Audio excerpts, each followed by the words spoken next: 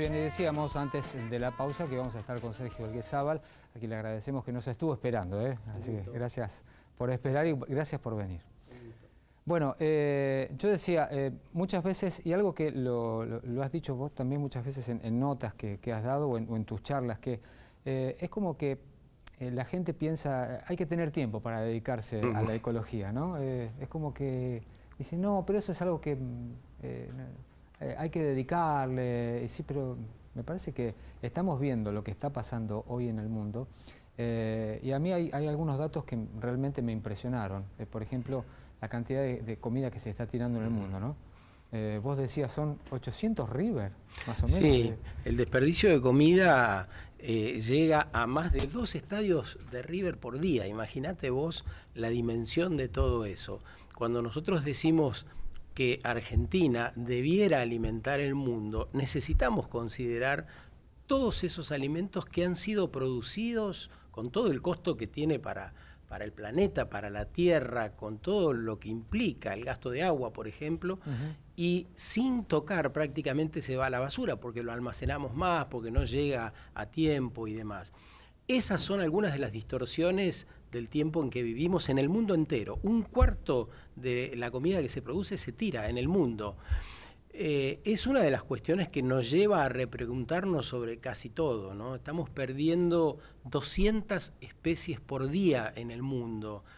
Los científicos ya han declarado esto y hay un consenso internacional. ¿Te acordás que hace algunos años decían, bueno, pero el calentamiento será por...? Sí, tiene que ver con la actividad humana, tiene que ver con esos procesos de producción que en algunos casos son fulminantes para algunas áreas del planeta y también con un proceso de consumo que hay que empezar a revertir. Recién cuando escuchaba los títulos, veía las noticias, porque vine un rato antes a conocerlos al canal, decía, bueno, ahora salimos a hablar de esto y muchos van a pensar efectivamente que vamos a hablar de los extraterrestres, pero tiene directa relación con todo esto, con esta economía, claro, con estas representaciones que en muchos casos exhiben extrema debilidad en muchos puntos del planeta y con estos modos que nos hemos dado para producir y consumir en general, ¿no? Ahora, Sergio, muchas veces los comedores de asados se ponen como locos cuando decís que, por ejemplo, la cantidad de carne que se consume en el país para criar esa cantidad de vacas tiene la misma emisión de gases que el transporte, por ejemplo. Claro. ¿No? La semana pasada lo dijo acá en Rosario el principal arquitecto del Acuerdo de París, por el cual todos los países se pusieron de acuerdo en que hay que bajar definitivamente las emisiones, porque si no en 11 años va a haber millones de personas que no van a tener no solo dónde trabajar, sino dónde vivir, dónde tener sus casas. Va a haber muerte por todas estas cosas, miles de personas. Acá en Rosario dijo eso, imagínate cómo cayó que se le va a poner un impuesto posiblemente a la carne. ¿Y por qué se está hablando de esto? Porque parece que hay que preguntarse ¿por qué se está hablando de esto? Porque el metano forma parte de estos gases que producen un calentamiento global que hay que detener. Y que no se puede detener porque seguimos con los fósiles, seguimos produciendo animales a gran escala y necesitamos no dejar de comer carne, dice Naciones Unidas. Empecemos a moderar el consumo. ¿Qué hacemos nosotros acá que somos productores esenciales de alimentos?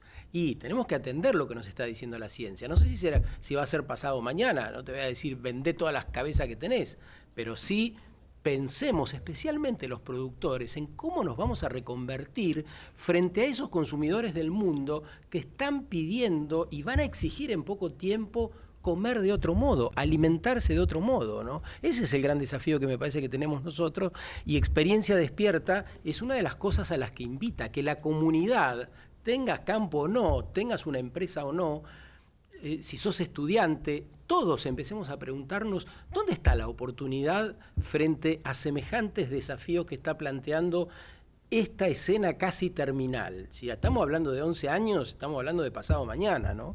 Hace muy poquito estuvo la gente acá de Menos Basura, Más Río y nos decían, microplásticos todos tenemos en el cuerpo. Sí. Es así. Sí. O sea, lo que están sacando ahí en el río, porque nos mostraron el trabajo que hacen, ellos van con la bolsita, pero no alcanza.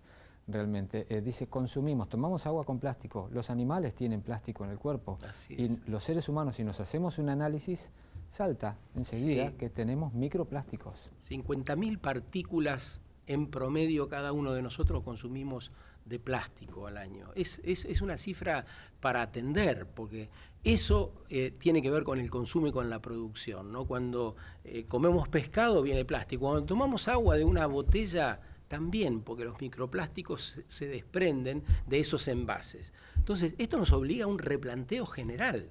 Tenemos que revisar todo, pero bueno, la oportunidad de rediseñar como nunca antes ha tenido la humanidad, ¿no? Ahora, Sergio, ¿cómo hacemos con tomar conciencia? Porque vos muy bien decís experiencia consciente. Bueno, pero ¿cómo hacemos para que tome conciencia un montón de gente?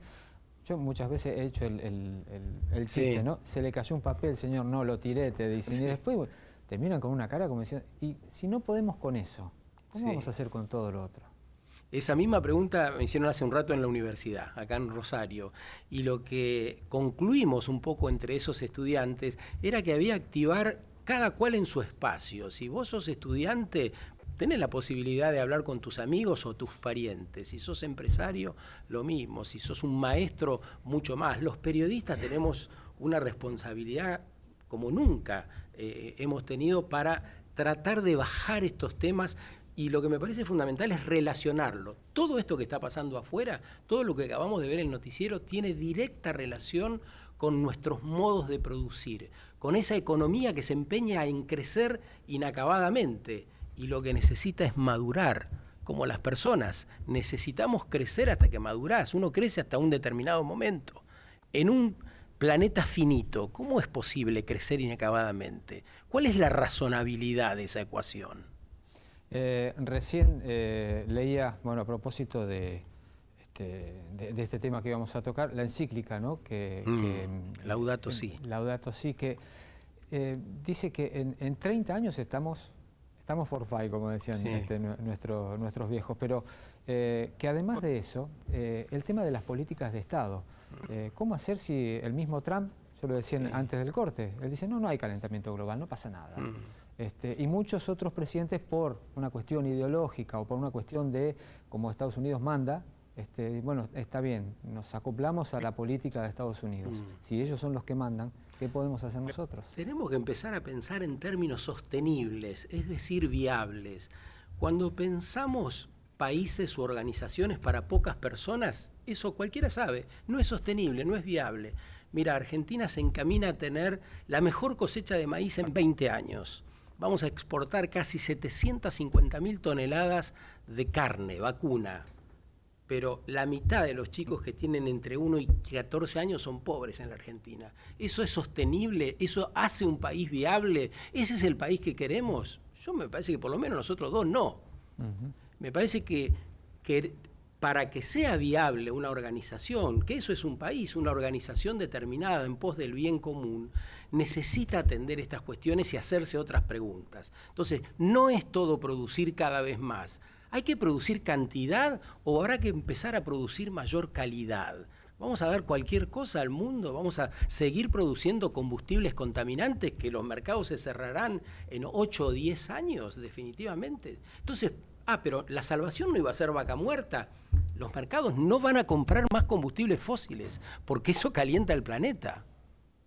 Entonces, no sé, me parece que hay preguntas que hay que empezarse a hacer desde otro lugar. Y eso es lo que propone la experiencia del jueves ahí en el Mateo Bosch. Bueno, jueves a las 19. A las 7 de la tarde, sí. La entrada, por supuesto, es libre, gratuita. Es casi como una plaza, pero como hace mucho frío, dijimos, vamos al teatro. Mejor un teatro, ¿no? Bueno, y se puede seguir online también. Sí, también, porque además invitamos a que las personas puedan tuitear, puedan intervenir. La consigna es que los celulares queden prendidos y que todos puedan intervenir desde el lugar que se pueda.